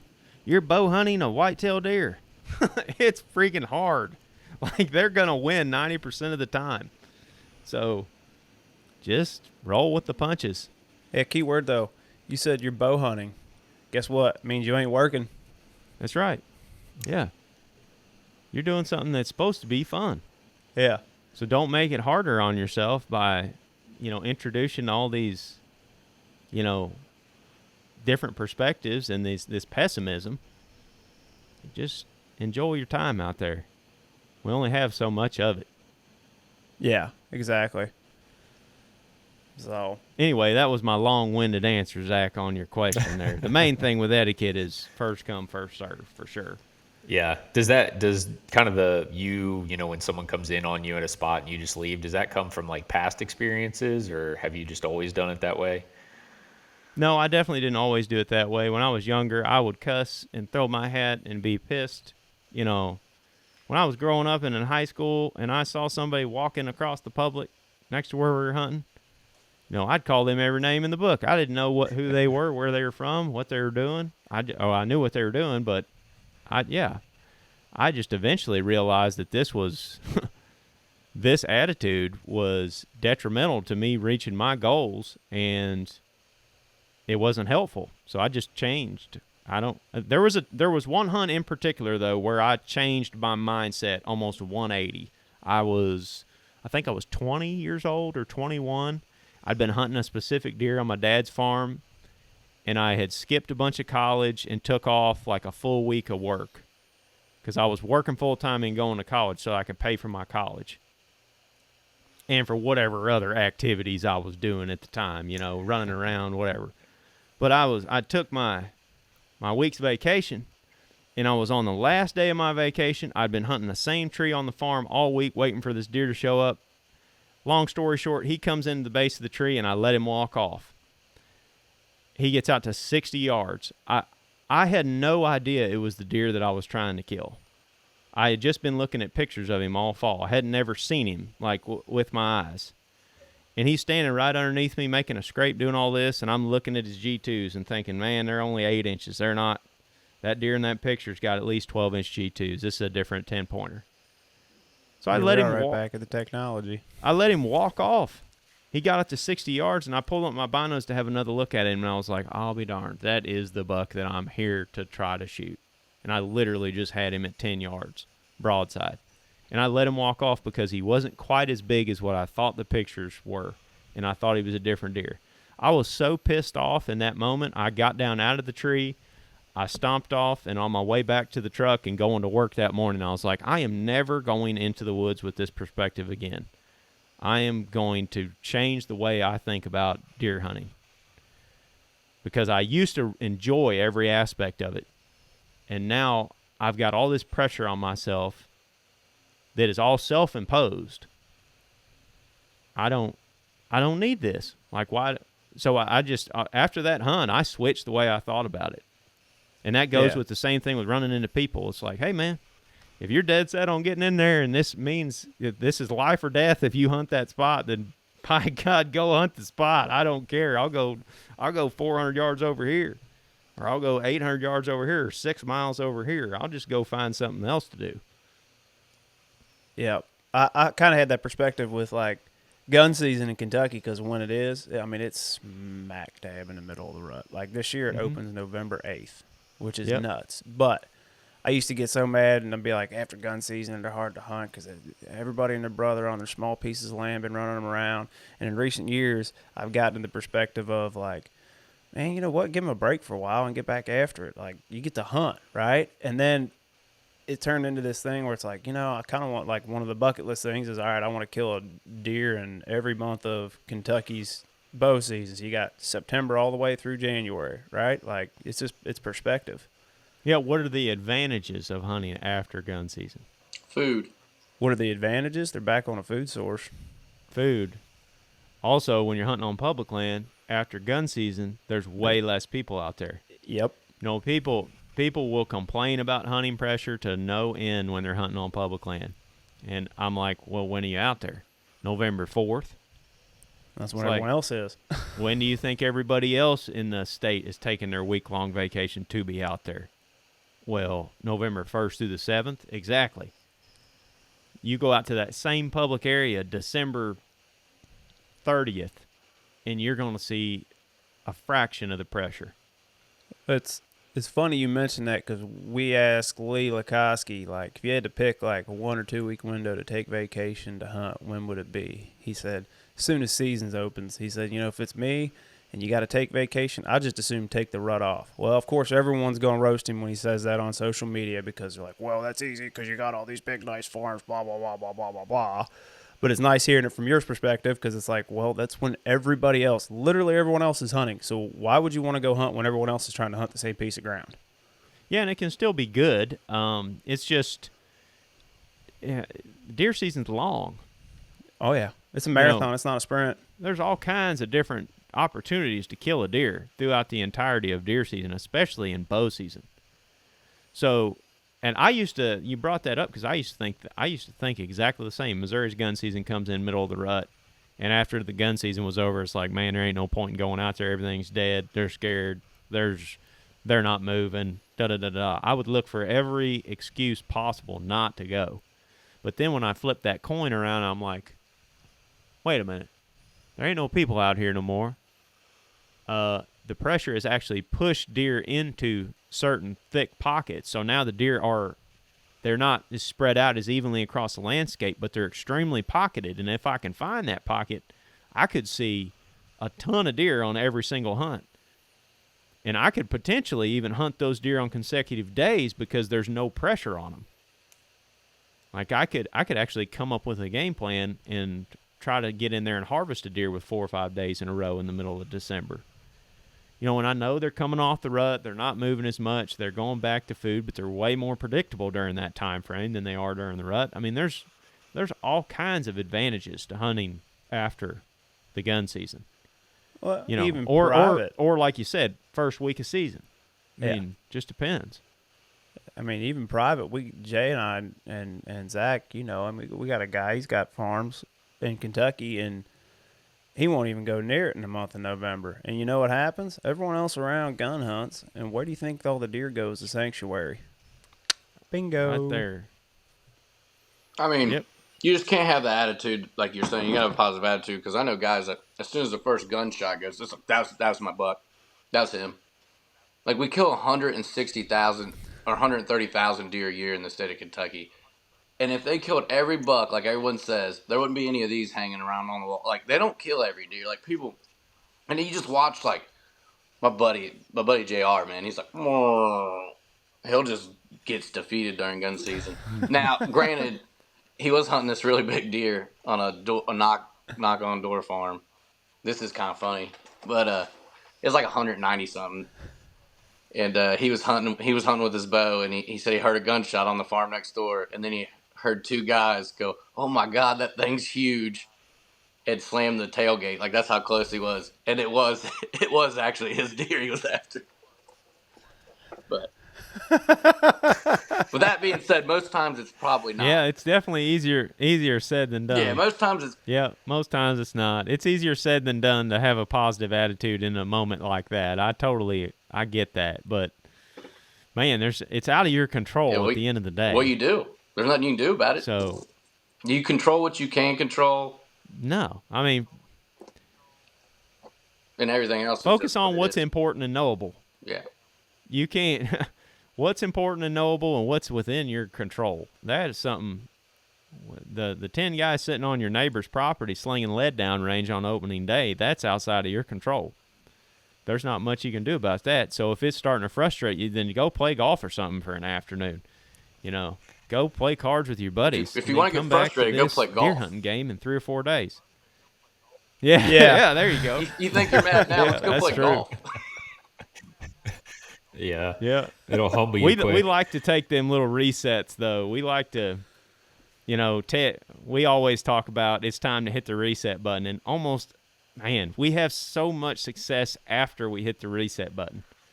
It's like we hunt for 7-8 days straight, worn out, malnourished, everything else, and you get to the end of that week and you just ain't having no luck. Like last year, Ted just said, screw it, I'm not going tomorrow. I'm going home. I'm going to hang out with my girlfriend. I'm going to spend time with my folks.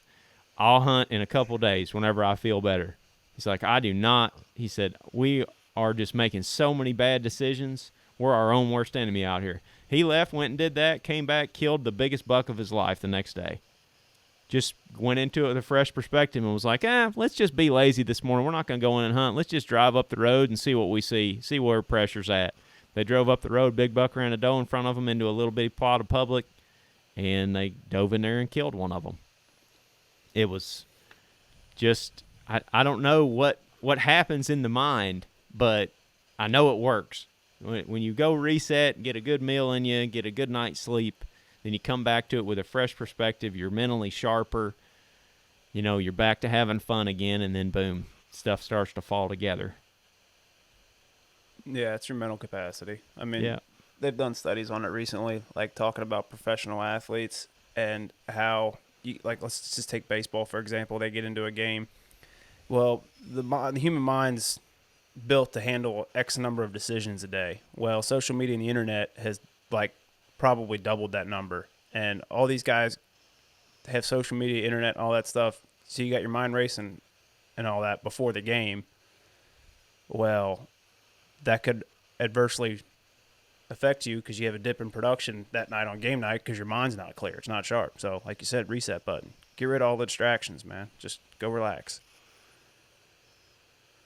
Yep, we have good luck doing that. And I've got to make myself do that sometimes because I get so, intense in the middle of a hunt. It's like, God, just chill out. It's nice for me to have a guy like Jake or Nick with me on some of these hunts because they're the opposite personality. Nick is just the hang out, let's have a good time guy every day. So if I get too intense, he's like, man, let's go cook some food on the Blackstone and just to heck with these things today. I'm like, okay. You got to be do that. You got to have that was somebody probably like that. And yeah, I mean it's nice because we have such a diverse group of perspectives amongst our group and personalities. It's refreshing to have. Good for the reset. Yeah, we should stereotype ourselves in our group at some point. Oh man, I'm never too serious. I'm never really that mad. Jay's already got his stereotype, so Yeah, I wasn't even. I mean, it is what it is, dude. Like, that's the way I live. Like, it is what it is. Like, control what you can, and everything else just happens, and you just deal with it the best way you can, or whatever decision you make at that time is. I mean, that's just the way it is. Like, I mean, it might not have been the right one, but it's the one I made, and just that's the way it is. I mean, I've messed up more deer than I've killed, and whatever, I forget my arrows. I went hunting without arrows, you know what I mean? Like, I got all the way to the tree stand and hung my bow up and didn't have any arrows. That's normal for me. It's a normal day. That's awesome. I used the wrong eye one time on a doe before I had a peep sight. I was just using the kisser button, and she come in. I was so nervous and fired up. I'm right-handed. I went like this. I closed my right eye, and I looked at the sights with my left, and I settled that pin right on her, and I shot, and I heard the loudest thwack, and she took off running, and I was like, what in the world? And I looked over here. I'd shot the deer right here in front of me at 12 o'clock. I looked over here at like 10 o'clock to my hard left, and 6 feet away in the tree, my arrow was sticking in the knot of a tree. Like, I literally missed her by 20 feet because I used the wrong eye. Sometimes you black out. I mean, my bow had to just been pointing like this at her. Yeah, I mean, just whatever. I black out sometimes. I forgot my release. Now I tie it to my bow every time. Hey, I have 2. I carry one in my pack. Oh, yeah. 2 releases. Hell yeah. Yeah. I'm used to doing that, because if I go film someone, I always have a release in my camera pack in case a hunter forgets a release. So it's always been a rule, hey, you can put you an old release. I probably got 4 or 5 of them floating around between all my bags, I always find them and Allen wrenches. Oh, God, Yeah. yeah. I don't think Allen about a lot of wrenches. those mistakes anymore, but now when I'm taking Miles with me, he's 13 and new at this, so he'll walk out of the house with this stuff, put his arrows in the truck. I'll be like, do you have broadheads on those arrows? He's like, I don't know. I was like, well, you got to have broadheads to hunt. He's like, oh, no, I don't. I was like, well, you got to go in and get the ones with broadheads. Okay. So he'd go get them. Be like, where's your release at? He said, it should be in my room. I'm like, well, you're going to need that as well. He's like, oh, yeah, I am. So he runs in there and gets that. It's like, I'm thinking of all these things that, I could just let him get all the way out to the woods like I did and then gotten pissed off and, now I'll never forget it again because it's always tied on my bow. I've made that a habit, but he just willy-nilly throwing stuff in the truck. I was just like that when I was younger too. I always forget a knife. Knife's a good one. Yep. Yeah, but that's how you know you're gonna kill one. Well, yeah, it's like having your fishing net out before you catch a fish. It's no bad knife, luck. No knife, you got nothing to clean it with. Yeah. Yeah, exactly. But I don't know, it's fun. Yeah. Or in your case this year, making sure you trim the right lanes. Yeah. Well, or bring your boat with you. That's probably a good idea when you're tracking a deer. Whatever. It all worked out. I don't know. Yeah. Well, It all works you're gonna have out. to tell them that story now that you mentioned it. You're gonna have to tell them that story now that you mentioned it. Which part? I think I'm lagging. Whichever one you feel like. You are. Oh. Oh, there he goes. He's gone.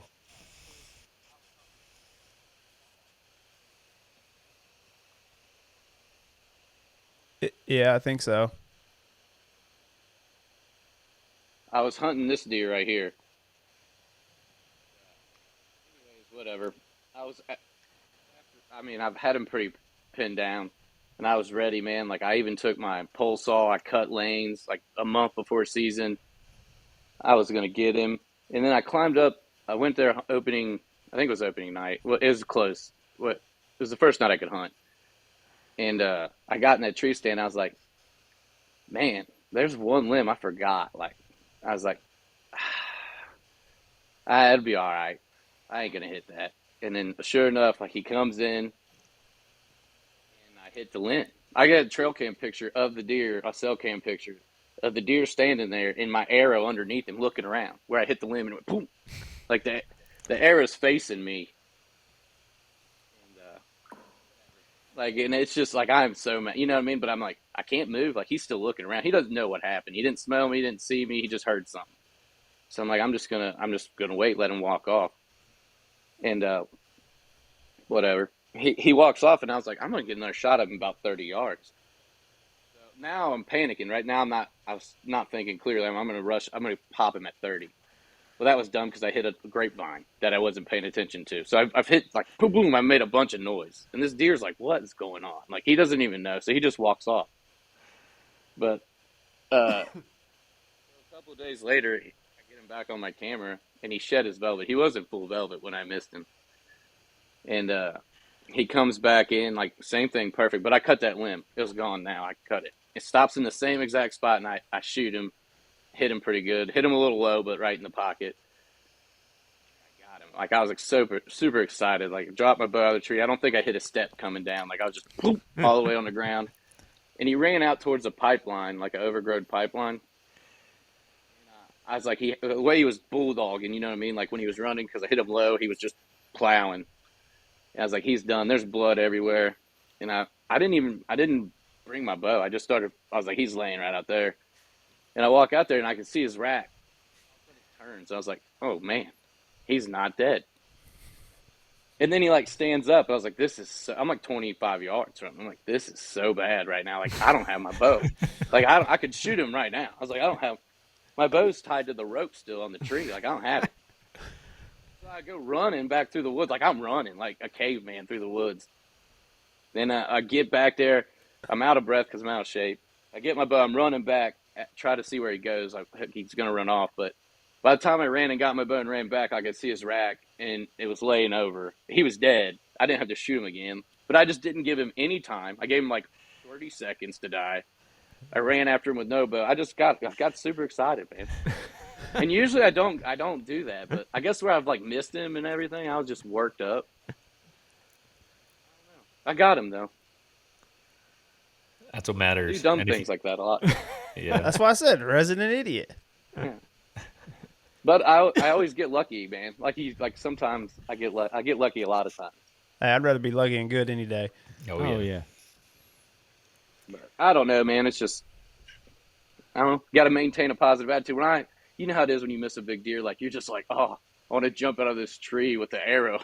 You know what I mean? Like how did I do it? I'm just gonna follow my own arrow.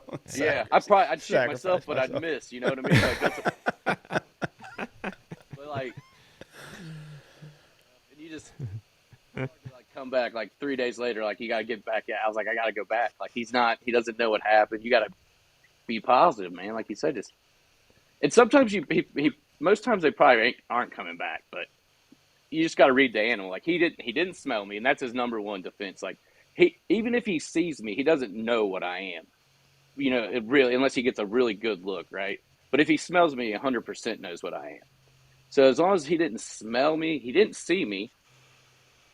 He knows something happened, but he's not that spooked. You know what I mean? Like stuff. It could have been anything. A tree limb falling out in the woods. Like they hear a lot of noises. You just got, as long as they don't smell you or see you, really, they're not boogered too bad usually. But if they smell you, man, that's 100% no doubt. They know that's a human. Game over. Yeah. So that's a big thing. Just and egress and access too. Like if you're getting in and out, but that's also limited. I'd agree with that smelling part. It's like, man, we've boogered them a bunch of different ways and got back on them, but if they smell you, then tough. The ball game has changed. Yeah, I mean, you can sit there and kick. You can jump them like a rabbit, and as long as they don't smell you, and a lot of times they don't even see you. They're just jumping because they hear you. Yeah, they don't know what that loud sound is coming close to them, so they're just going to blow out of there and go 200 or 300 yards away and stand there nervous for an hour, and then they're going to go right back to being a deer. Yeah, exactly. But like you said, if they smell you, game's over. Yeah, if they smell you in a setup, especially. It's like if they're coming into an area where they're comfortable and you've done everything right and got them figured out, and they're coming in there to that spot where they have been how many other dozens of times before in their life, and then all of a sudden they catch a whiff of you at 60 yards or whatever, and they blow out of there, that is never good.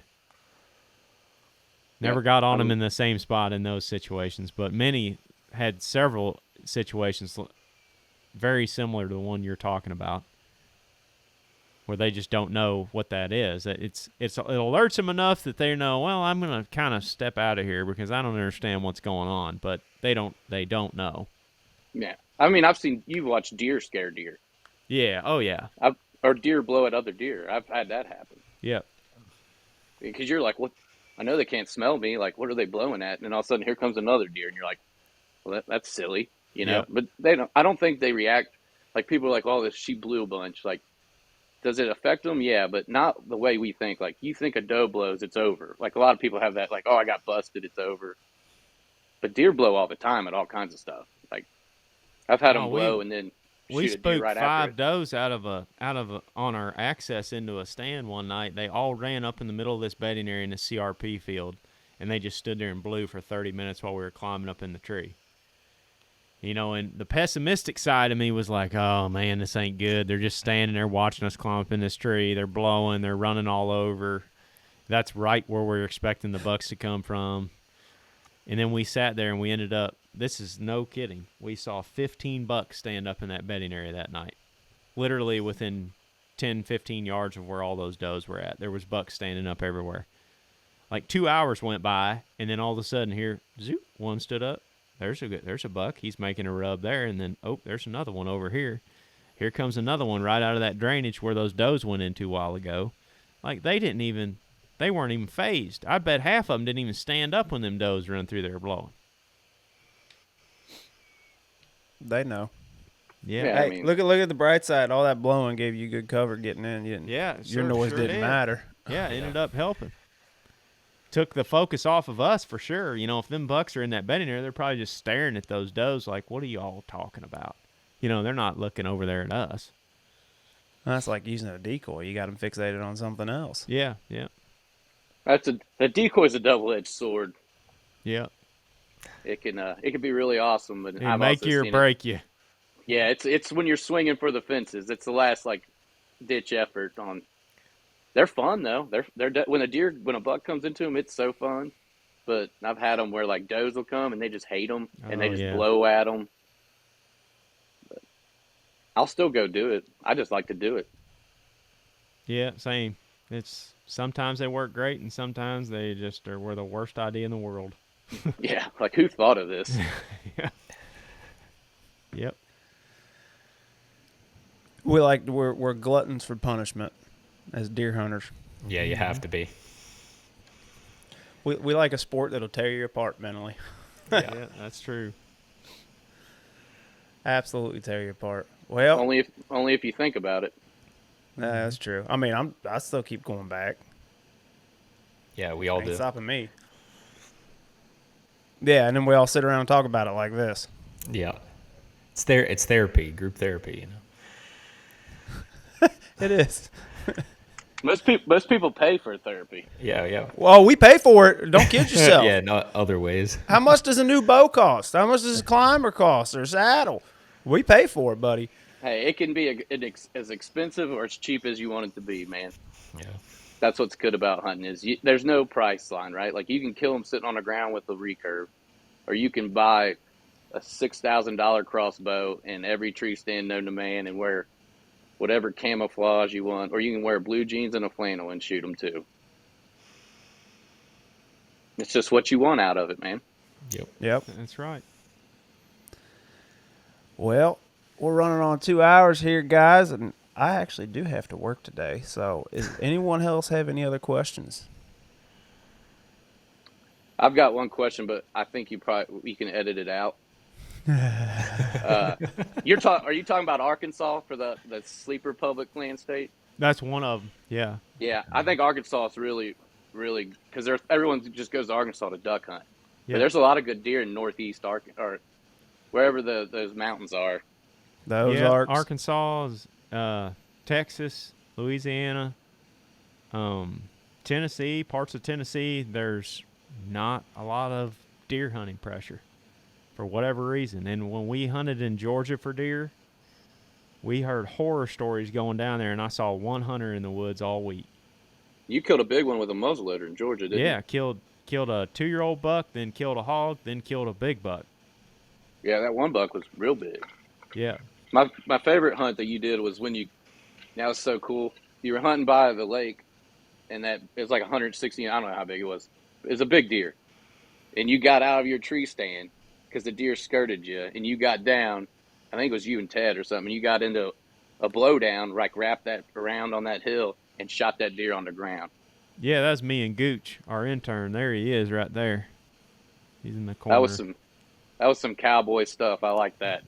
Well, I'd sat in a tree too many times and had bucks come downwind, and like you're just hoping, oh, maybe he won't smell me, or maybe he'll turn at the last minute and walk in. Well, that's never worked. I don't think for me. I've always gotten blown at, and then they take off and you're toast. So that's what I was thinking in the moment was like, well, he's too far for me to shoot. He's circling downwind. He's going to hit my ground scent where I walked in here in 40 yards. We got to go. It's make it happen right now, or he's going to smell us anyway. And honestly, I'd rather him see me climbing out of this tree and running around these woods than I would have him get downwind of me in this tree. So yeah, it worked. You talk about that's pretty slick, man. It was. People could pull that one off. We got pretty lucky. We had the conditions, though. We had high winds, and we could tell that the deer could not hear very well just based off of those conditions because I was grunting from that tree all morning, and he couldn't hear me at 70 yards. The wind was howling so hard, so it was like all the things are moving in the woods, makes it harder for them to see. They can't hear when you're running through the woods at 40 yards.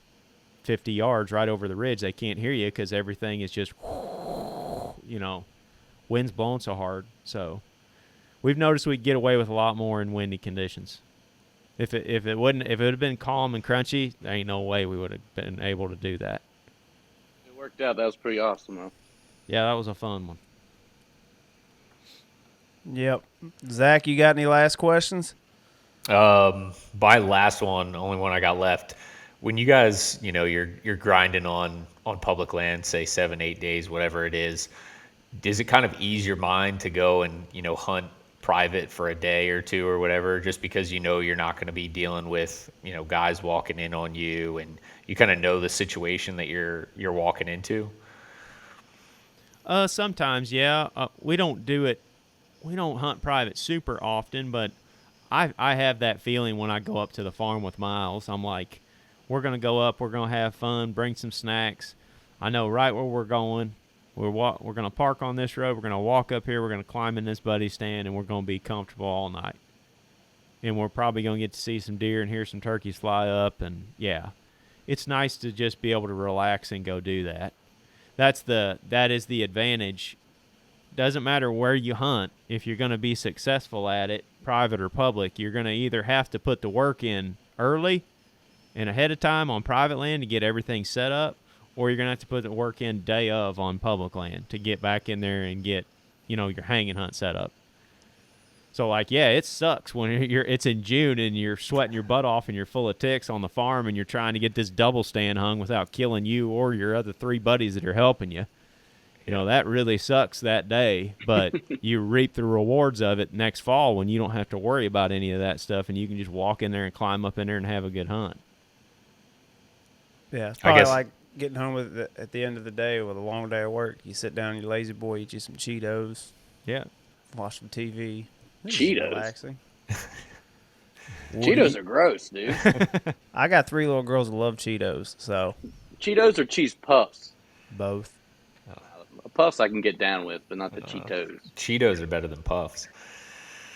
You're out of your mind. What do you think? And Ted's got one of them great big old barrels that looks like it's, Those are the balls, 4 right? gallons or whatever. Yeah. Well, we get down on those pretty hard. Yep. Aaron, well, you got any questions for us? No, I think I'm good to go, fellas. I'm going to go back to the grind, same as you. Just sit right here at this desk and click buttons for the rest of the day. Yes, sir. Are you guys planning on hunting Kentucky this year at all? I'm not sure. It's always pretty high on the list, but it's never a state that we sort of commit to one way or the other. It's almost like if we tag out at home or if we tag out at our destination state, whichever one we pick, and we have time, we'll go to Kentucky. And that's sort of the way we operate in turkey season also. It's like we love hunting in Kentucky and Tennessee, but they're kind of they're drive-through states to get from A to B. So if I get one early season in Missouri, then there's a good chance. If I don't, then I'll be here until I get one. It just depends. It may take 2 hunts. It may take 40, like y'all know. Yep. Never ends. Yep. All right. Well, we appreciate your time, Aaron. Yeah. Thank you. Enjoyed it, Thank you. fellas. If you need anything, let me know. Will do. Good luck this fall, guys. Same to you. Yeah, you as well. Hey, Good luck, man. And then, just so everyone knows, can you where can everyone find you out on social media?